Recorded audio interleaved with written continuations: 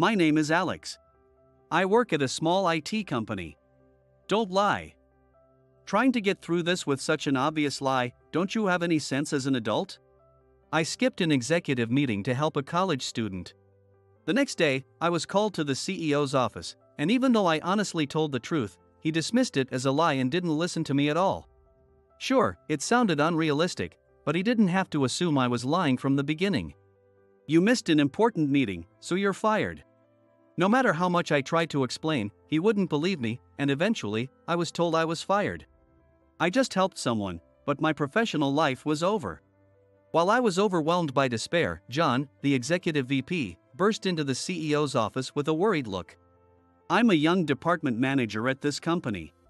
Since I was a kid, I was good at school and excelled in my studies, so I went straight to an elite college. I enjoyed my college life moderately and did the necessary minimum studying. I only had a few friends in college and didn't join any clubs or sports activities.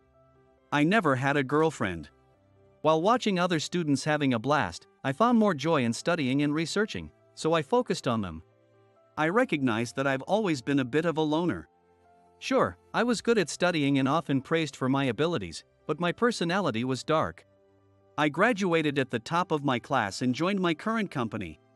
It's a small IT company. Because of my prestigious degree, I was hired under special conditions. Even here, I found more joy and fulfillment in work than in my personal life, so I dedicated myself to my job. Before I knew it, I had become an executive at a remarkably young age. But my personality remained dark as ever. Why am I so gloomy? One day, I was pondering this while riding on the train. I think I was a brighter child in elementary school. During lunch break, I would run around the playground with friends and visit their houses after school. I enthusiastically participated in sports days and other school activities, and I was more vibrant than I am now. I was often chosen as a leader for activities just because I was good at studying. Even then, I took it seriously and didn't shy away from the responsibility. Initially, I reluctantly accepted the leadership roles because I was nominated, but I ended up enjoying them. However, in middle and high school, my competitiveness escalated, and I studied with the determination to always be number one in tests. As this became the norm, getting perfect scores became my goal. I didn't want to lose. Not to others, but to the goals I set for myself. That's how I started prioritizing studying over socializing. During breaks, if I had time to chat, I'd rather study. If I had time to watch TV at home, I'd rather study. As a result, I gradually stopped communicating with people, and a dark personality took root. Being exceptionally good at studying, I received confessions from girls. But I always thought studying was more important than dating, so I always turned them down. Eventually, rumors started spreading that I had a girlfriend from another school, or that I was seen walking with an older college student. I focused solely on excelling academically and got a job at an IT company. I chose a small IT company because I felt my influence would be relatively greater. In terms of impacting society, a big company might be better. But if I joined a big company, I would just be one among thousands. One among thousands is almost like a cog in a machine. Even if I got promoted to section chief, manager, or director, there would still be countless others with similar positions in the group company. Even if you think you're leading, you're just one of many cogs. Rather than that, I felt it was more fulfilling to join a small to mid-sized company and work with the mindset of driving the company forward myself. That's why I joined my current company. I chose an IT company simply because I was good with numbers. I found immense joy in mastering math, which naturally made me strong with numbers. That's why I got a job at an IT company. It's rare for someone like me, who graduated from a prestigious college with top grades, to join a small or medium-sized company. I practically breezed through the entrance exams and interviews and received a job offer. After joining, I rose through the ranks at an unprecedented speed. Some colleagues respect me, but the majority are indifferent. I'm used to indifference. Because I was known for my gloomy personality. A dark personality doesn't get the spotlight. So, I was always in the corner of the classroom, studying diligently. I'm used to it. However, the problem is those who resent me. Older subordinates are especially prominent in this. They act extremely polite in front of me but complain behind my back. They call me a robot, saying I'm cold and unloving. Since I'm good at my job, they can't criticize my work. So, they attack my personality, which is a vague area.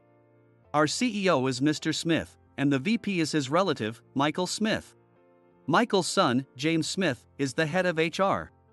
James is a few years older than me, and he's quite troublesome. He's someone who takes great pride in his meteoric rise through the ranks, even though it was clearly due to nepotism. He boasts about how unprecedented it was for someone so young to become a department head. But I broke his record by 2 years, making things difficult. At every opportunity, he makes snide remarks like, "Alex, the head of system development, thinks he's so great." I don't care about his sarcasm. However, using his position as head of HR to meddle in performance evaluations, and withholding important communications from me to hinder my work is unacceptable. After all, I'm a workaholic. Work is my top priority. I can't tolerate anyone who interferes with my work, which is my reason for living. So, I calmly tell him, acting childishly only degrades your own dignity, or, do you realize that your actions harm the entire company? This makes James turn even redder and shout at me more. It's bothersome, so I ignore it after making my point. I just need to say my piece, and that's enough for me. With all this, I arrive at the station near the company. I get off the train. There's an executive meeting today. I want to be seated at least 10 minutes early to read through the materials. I head to the company by my usual route. Technically, I should transfer at this station and get off at the next stop, which is closer to the company. But I prefer to walk the last stretch instead of taking the train. It helps with my lack of exercise, and brisk walking in the morning and evening air feels good. I walk down the sidewalk. I take a side street. Taking the side street is actually faster. Then, I heard the screech of brakes. I turned around. I saw a bicycle colliding with a woman. The young man riding the bicycle quickly got up, but his leg was injured. The other woman remained on the ground, unmoving. I rushed over to her.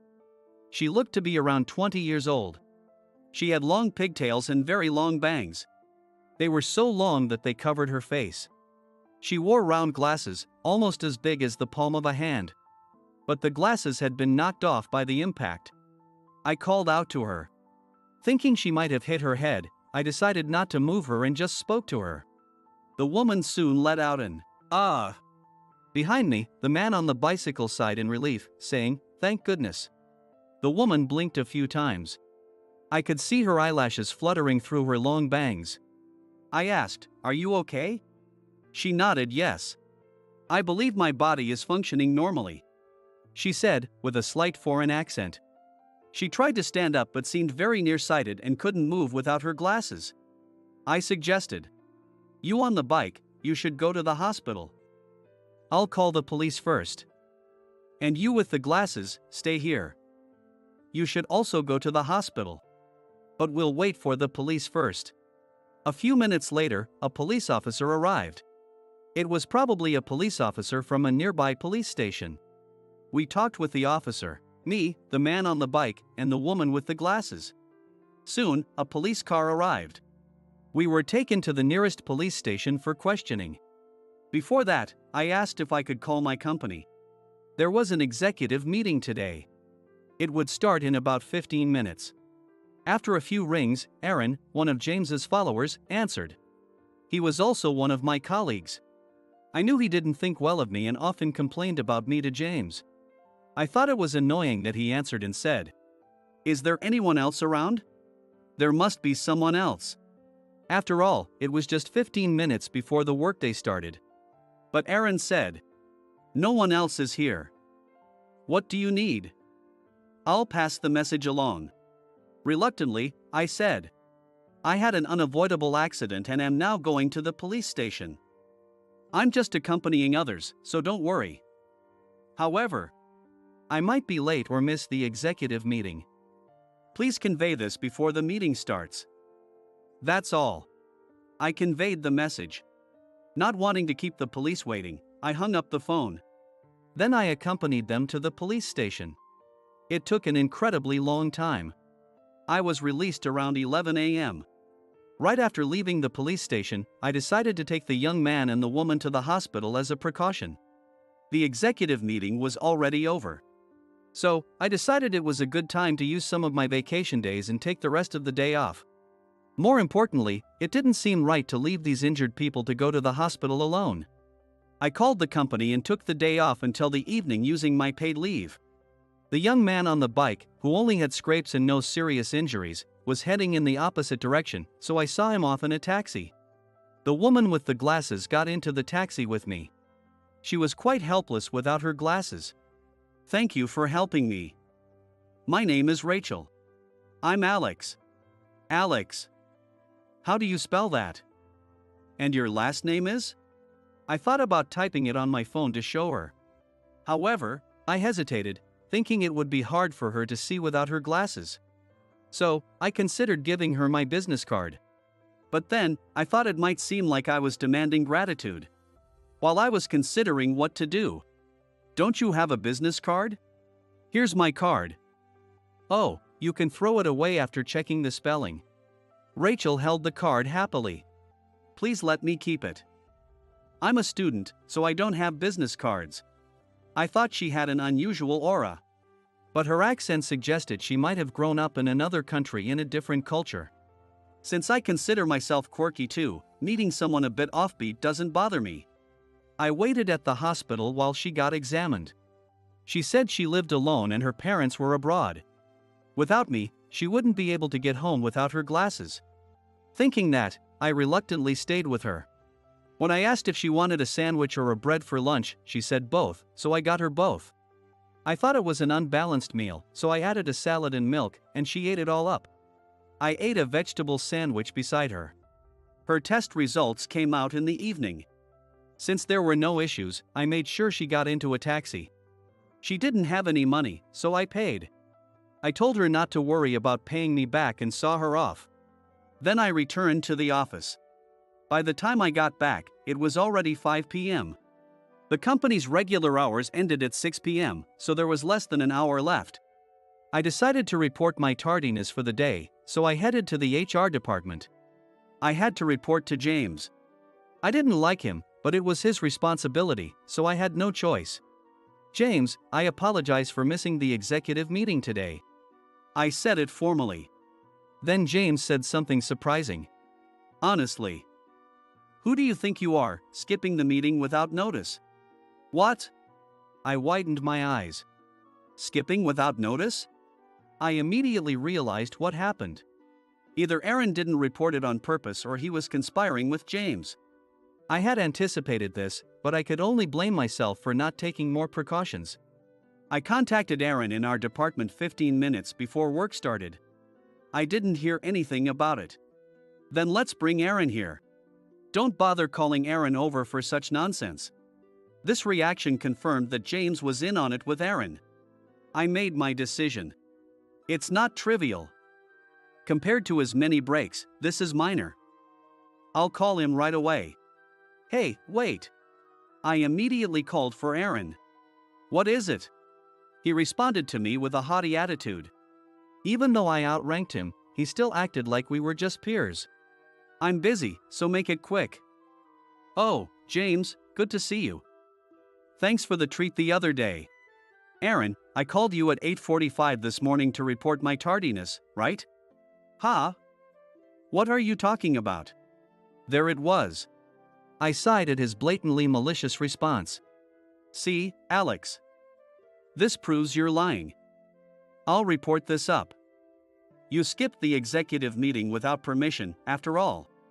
Expect to face consequences." At this point, there was nothing I could do.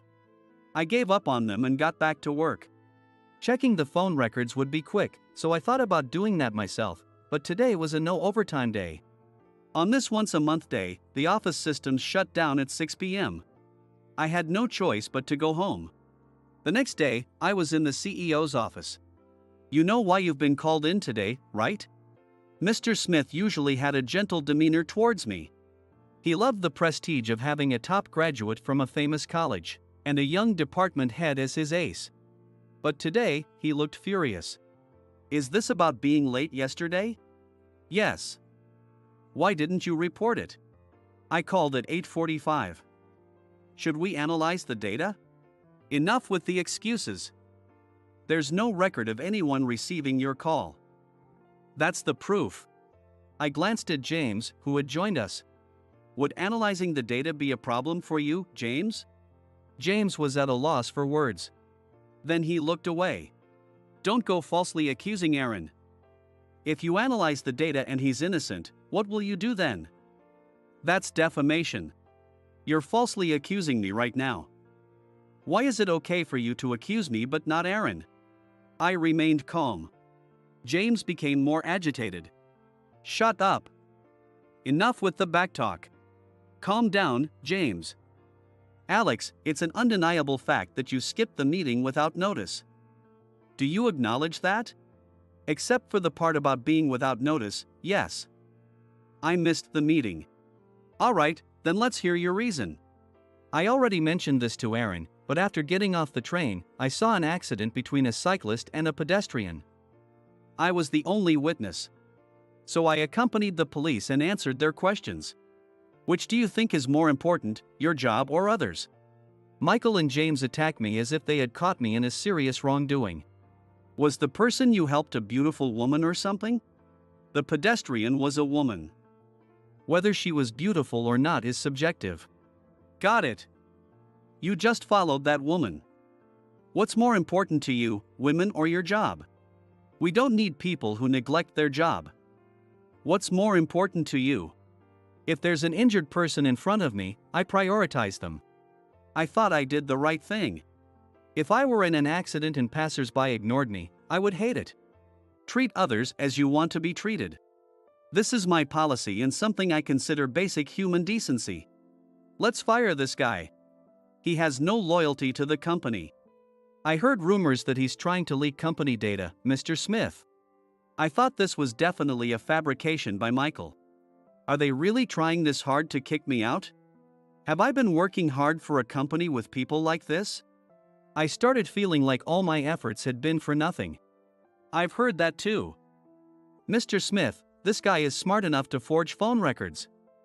He'll bring a fake record of a call at 8:45. You shouldn't trust anything he says. Mr. Smith had initially been saying, and other noises, but he seemed to be swayed by the constant accusations from the side. Alright, you're fired for missing an important meeting. I was fired. Since I was now terminated, my access to all company systems and computers was revoked. They probably didn't want me to verify the phone records. Well, it didn't matter anymore. I decided to use my remaining paid leave. In effect, I had until tomorrow to come to the office. I was told to complete the handover and take my personal belongings today and tomorrow. Aaron would take over as head of system development. So, Alex, how do you feel now? Aaron asked me quietly.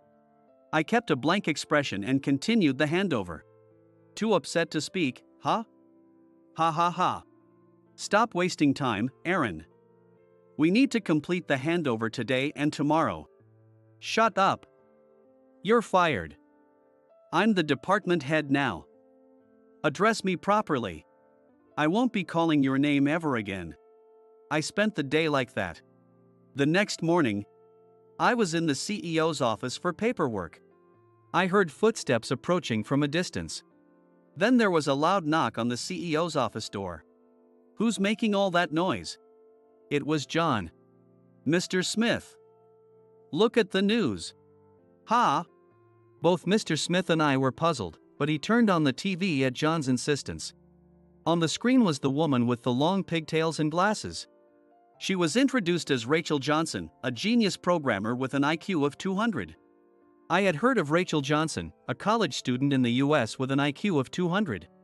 Rachel Johnson founded a company at 11, and now handled over 90% of our company's core systems.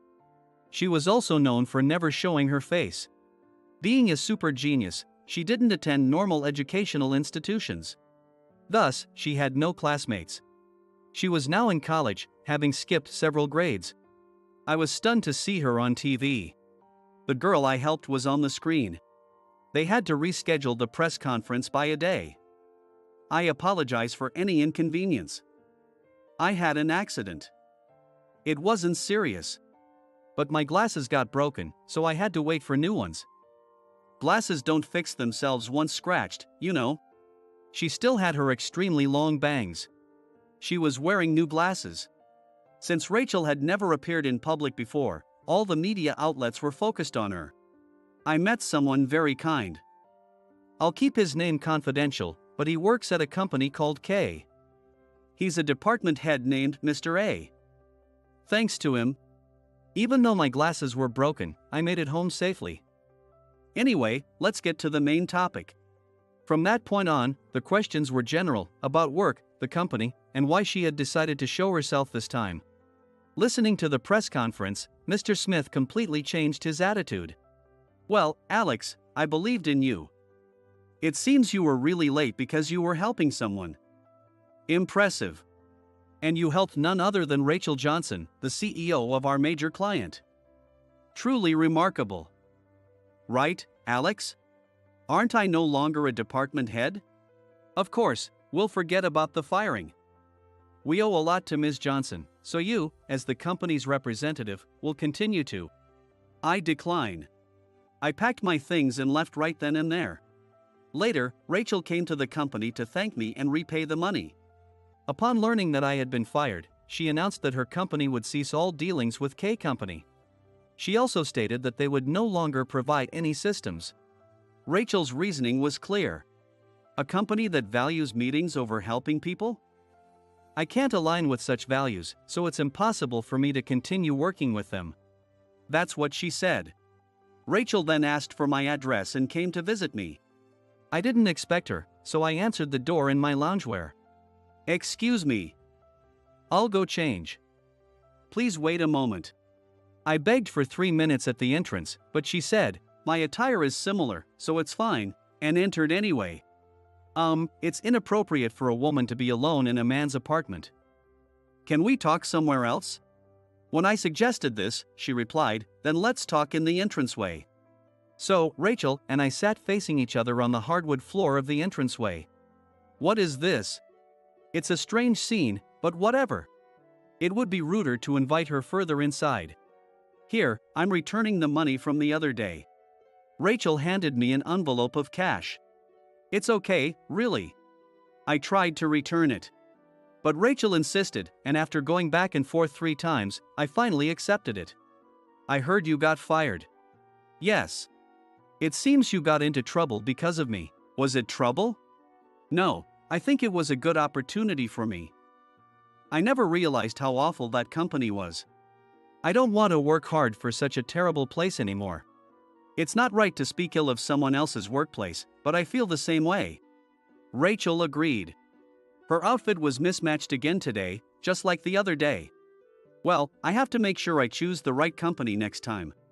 And I'll make sure my subordinates are more careful in selecting partners. We both have lessons to learn. We laughed together. By the way, Alex. Yes, Rachel? Are you an engineer? Yes. Are you good? I hesitated at this question. Am I supposed to say this myself? Well, I majored at a well-known college in the US, so I think I'm considered good here. I see. Then would you like to take the entrance exam for my company? Entrance exam? I was caught completely off guard. I learned that Rachel had come to the US for the final interview of this entrance exam. The final interview is next Sunday. So, Alex, you need to pass the 1st to 4th exams by then. Thus, I had to take the written and practical exams at a rapid pace. Although it had been a while since I took an exam, it wasn't too difficult for me. However, it was a top-tier company. The content was more challenging than any other entrance exam I had ever taken. In the final interview, Rachel and I talked about our favorite colors of marshmallows, and I eventually got accepted. I wondered if such an interview was sufficient. But they had already assessed my abilities in the previous exams and understood my character well enough. I officially became an employee of a top IT company. And then, Rachel and I were walking along the beach at night. She wanted to thank me for helping her, and I gratefully accepted. We had dinner in a private restaurant room and were now strolling along the shore. Hey, Alex, she said. Yes, Ms. Johnson? Teach me about the States. Teach me how to interact with people. Teach me about fun things. Suddenly, Rachel stopped and said this to me. I was taken aback. What do you mean? About the States? I've lived here a long time, but I don't think I know enough to teach someone. As for interacting with people, I'm not particularly good at it myself. Fun things, fun things. I fell silent. I didn't understand her intention. I want you to stay with me. That's all. With you, I can learn everything about the States, interact with people, and have fun. Is this a confession? In Rachel's way? Realizing this, I quickly shook my head. She mentioned she was a college student who skipped grades. Her age is probably in her teens. On the other hand, I was in my 30s. This is not acceptable. I took a deep breath. Ms. Johnson. Please just call me Rachel. It feels odd otherwise. Alright, Rachel. I'm a man in my 30s. You're still a teenager, right? Yes, physically. The standard is physical age, so you're a teenager. I see. That means we can't have a close relationship yet. Do you understand? Is being friends also not allowed? Friends are fine. All my friends are adults. In that case, it might be okay. Then, until I become an adult, you'll be my friend, right? Until you become an adult. I understood what she meant. When I become an adult, will you propose to me? She said with a smile. Propose? I was startled. Yes. By then, I'll make sure you like me enough to want to propose. Oh, this won't do. Rachel and I were destined to meet. That's how I felt. It was the first time in my life. My heart boiled over with such intense emotion. We remained friends for 5 years and then got married. Now, I am a father of 3. When Rachel took care of her appearance, she had a very beautiful face. While I'm not superficial and value inner qualities over looks, knowing Rachel from the time she was seen as quirky or unique makes me appreciate her even more now. Even though she was a genius, it wasn't pleasant for me to see her viewed through a strange filter. But I love the old Rachel too. Both versions are adorable and both are Rachel. No matter what kind of Rachel she becomes in the future, I always want to be her biggest supporter. And the 3 children Rachel and I had. They are my treasures. Having them gave me more reasons to work hard. Life looks rosy now. I want to continue working hard to ensure that our family lives happily together.